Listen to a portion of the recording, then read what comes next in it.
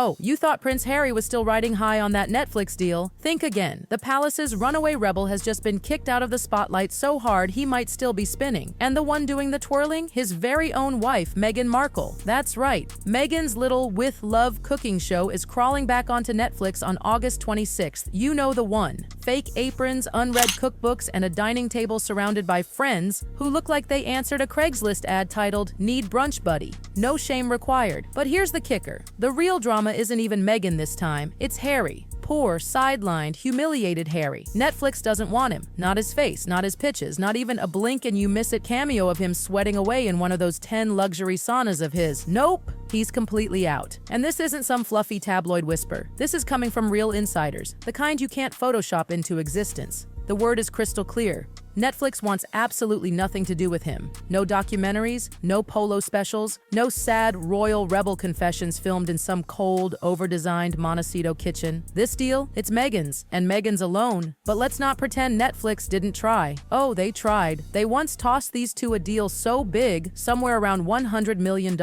It was supposed to cement the Sussex brand as Hollywood's newest golden couple. But that royal dream has now been shriveled down to just $5 million, spread over 3 years. That's not a pay cut. That's Hollywood's way of ghosting you politely. $5 million over 3 years? Please, that's Netflix pocket change. That barely buys you a few minutes of Stranger Things CGI, and it tells you exactly how much faith they have left in the Meghan and Harry circus. But oh, this isn't a triumphant comeback for Meghan. This is a quiet damage control mission. Netflix is backpedaling faster than a royal guard caught napping. And the strategy? Slap together a Christmas special so it looks like a continuation, not a cancellation. And who's on this so exclusive guest list? Prepare yourself. Jay Shetty. Probably thinking he signed up for a deep, soulful podcast chat, not a hollow PR stunt. Tan France. Yes, that Tan France, the one whose name sounds like a summer holiday. And a sprinkle of recycled guests from season 1 because, let's face it, they've run out of willing participants. This Christmas party is giving big Kevin McAllister vibes, you know, when he wakes up and his family's gone. Still, Meghan beams that pageant smile, selling sprigs of lavender and pretend cooking in a borrowed house. And you've got to hand it to her. She's committed to the bit. Because honestly, no one's buying it. Critics tore season 1 to shreds. Viewers ghosted it like a bad Tinder date. The show didn't even break into Netflix's top 300. Imagine being outperformed by Suits reruns from 10 years ago, the same show that made Meghan famous before she traded in scripts for palace drama. And the worst cut of all, the show's been downgraded to a one-off Christmas special. That's like your boss telling you, "We'll keep you on, but just for one meeting and no snacks." As for Harry, forget it. He's been dumped like last week's leftovers at the back of the royal fridge. His pitches, so cringe, even Spotify reportedly called him a grifter. And let's be real.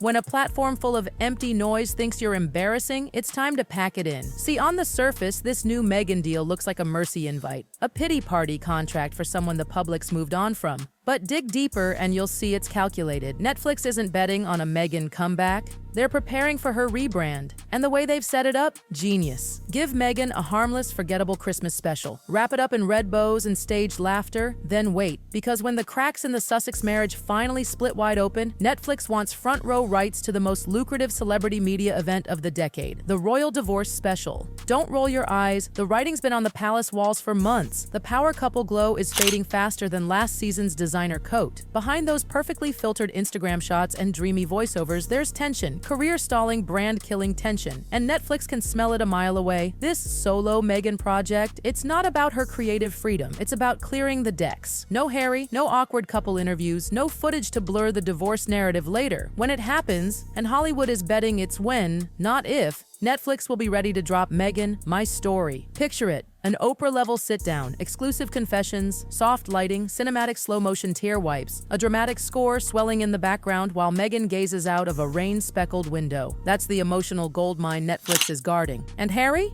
He's now branded deadweight, not just irrelevant, boring. His Invictus follow-up idea met with yawns, that Polo series pitch laughed out of every boardroom it entered, and his I Have Feelings documentary ideas, please. No one's lining up to watch a billionaire in a designer hoodie complain about the weather in Montecito. The optics are even worse. Harry's whole energy is no longer royal rebel, it's sad ex-prince in a sauna. His most gripping anecdotes lately involve being too chilly in a mansion or too sweaty in his private spa. He had the chance to be a global icon, and somehow fumbled it into lukewarm memoir sales and awkward public appearances. Meanwhile, Meghan's keeping herself just relevant enough to stay marketable. The show may be fake, the kitchen borrowed, and the friends paid to laugh, but it's content. And in today's game, even bad content sells, especially bad content. Train wrecks trend, cringe gets clicks, and Meghan knows how to serve both in flattering lighting. So Netflix's move is simple. Keep Meghan on a low simmer, ready for the real payday. This Christmas special? Just an appetizer. The main course will be served the second Meghan officially drops the H from her name. If you really want proof the Sussex shine is wearing off, just look at Meghan's guest list. Or more accurately, the ghost list. The big names that once swarmed around their Montecito bubble? Gone.